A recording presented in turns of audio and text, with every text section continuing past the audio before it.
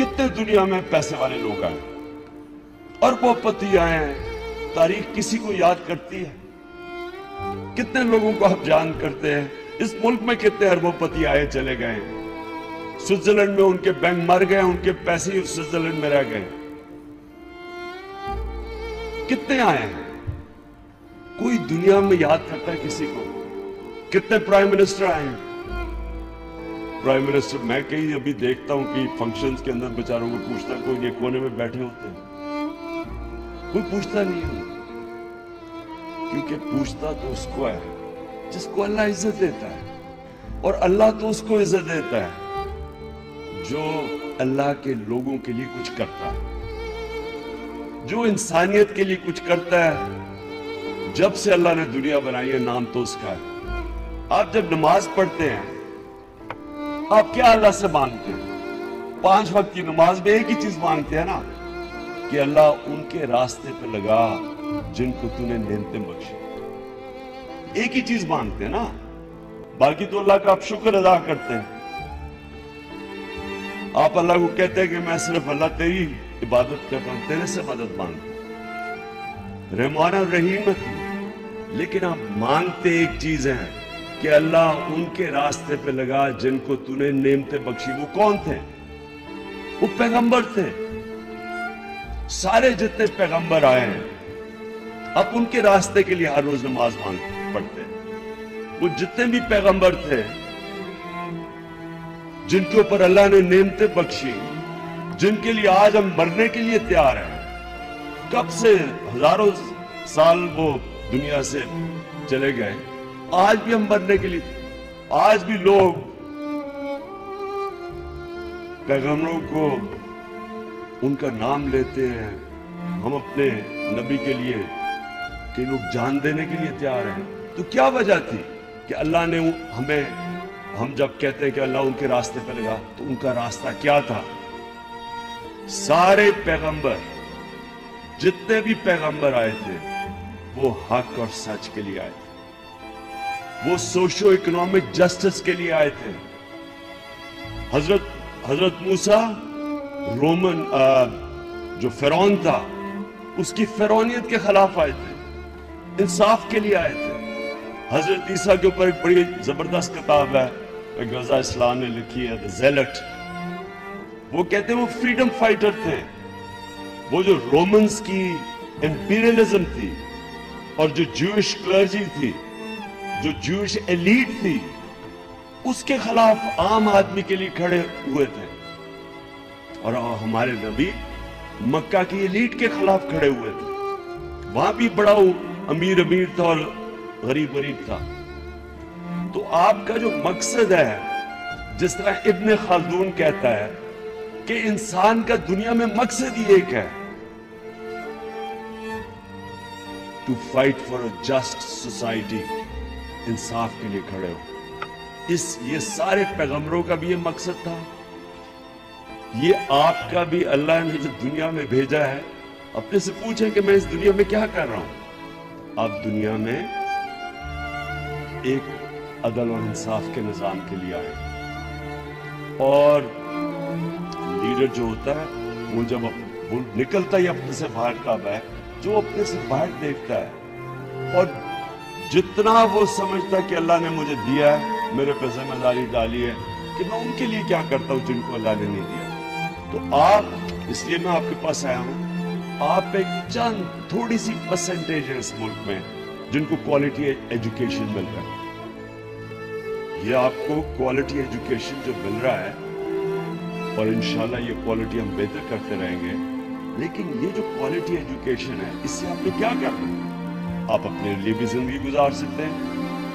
जो दुनिया के सबसे बड़े लीडर थे, हमारे नबी सल्लल्लाहु अलैहि वसल्लम, याद रखें, उनको देख के लोग लीडर बन गए। आप अगर वो, मैं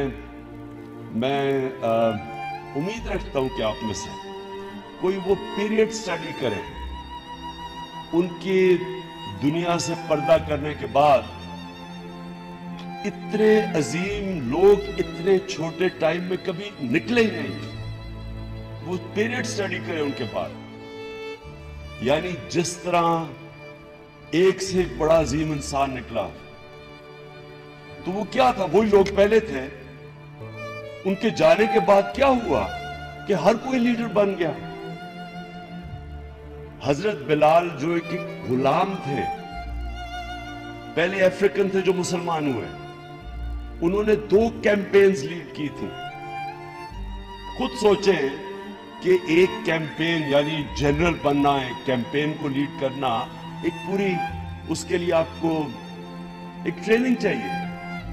تو ایک غلام بن ایک جنرل بن گیا تو کچھ ہوا ہوگا نا, کچھ اس لیڈر کو اس نے کچھ کیا ہوگا ان لوگوں کے اوپر کہ سب لیڈر بن گئے. 17-18 سال کا محمد بن قاسم یا ہندوستان آ کے سندھ فتح کر لیتا ہے. طارق بن زیاد 13,000 اپنی فوج سے اسپین فتح کر لیتا ہے. کوئی موروکو نکل جاتا ہے, کوئی سینٹرل ایشیا نکل جاتا ہے. خالد بن ولید جیسا کوئی جنرل آیا ہی نہیں. تو کیا تھا وہ لوگ جو ایک دم سب لیڈرز بن گئے. تو یہ میں چاہتا ہوں کہ آپ اس کے اوپر اس لیے غور کریں کیونکہ قوموں کو لیڈرز اٹھاتے ہیں. اور میں بڑے افسوس سے کہتا ہوں, اس لیے میں نے فیصلہ کیا کہ میں اپنے جو فیوچر آپ کا ہے, میں اپنی فیوچر جنریشن کو کوشش کروں کہ آپ میں سے سمجھے کہ لیڈرشپ ہوتی کیا ہے, لیڈر کیسے بنتا. اور لیڈر ہر کوئی بن سکتا. آپ سب جو بیٹھے ہوئے ہیں, اب سب میں پوٹینشیل ہے لیڈر بننے کا. تو میں نے فیصلہ کیا کہ میں اپنے یوتھ کو تیار کروں کہ آپ میں سے جتنے آپ بیٹھے ہیں, آپ میں سے اگر تھوڑے سے بھی لیڈر نکلا ہے تو یہ قوم کی بڑی برائٹ فیوچر ہے. کبھی اپنے ملک کو انڈر ایسٹیمیٹ نہ کرنا. میں وہ پاکستانی ہوں جس کو بڑی اپرچونٹیز, اور ہمیشہ لوگوں نے کہا کہ باہر رہ سکتا تھا, باہر سٹیزن شپ لے سکتا تھا. کبھی میں نے سوچا بھی نہیں کہ میں پاکستانی پاسپورٹ کو گیو اپ کروں گا, کیونکہ میں بلیو کرتا ہوں کہ ہمارا ملک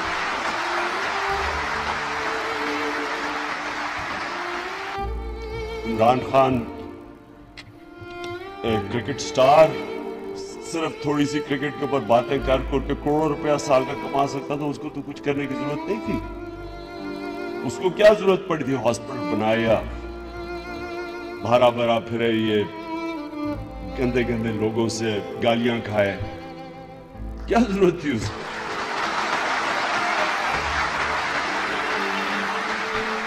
کرپٹ لوگوں سے, بے شرم لوگوں سے,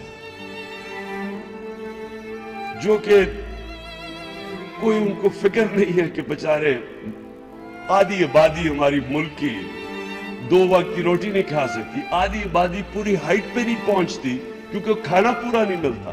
سٹنٹڈ گروتھ ہے آدھی 50% پاکستانیوں کی. 2.5 کروڑ پاکستانی بچے اسکولوں سے باہر ہیں. انصاف نہیں ہے. تھوڑا سا طبقہ امیر ہو رہا ہے, سارا ٹیکس کس سے اکٹھا کرتے ہیں؟ عام عوام اپنے ٹیکس سے تھوڑے سے لوگوں کو سبسیڈائز کرتی ہے. غریب امیر کو سبسیڈائز کرتا ہے بجائے امیر سے ٹیکس لے کے عوام پہ خرچ کیا جائے. ظلم کا نظام ہے. اور یہ لوگ, تو مجھے کیا ضرورت پڑی تھی کہ ان